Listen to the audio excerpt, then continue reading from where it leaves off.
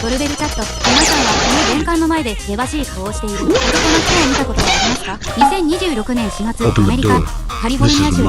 29歳のウィルソン・トーマス・ニコルスという男が深夜に近所の家へ突撃する事件が起きました。ドーベルカメラに黒いロングコート姿の男が娘はどこだと叫びながらドアを連打する姿が映っていました。しかし本人はファンタジー小説の主人公と名乗っており、その見た目と行動があまりにもネットミーっぽいとしてディスコードのモデレーターみたいだと疑われました。そこからミームとして世界中に拡散されました。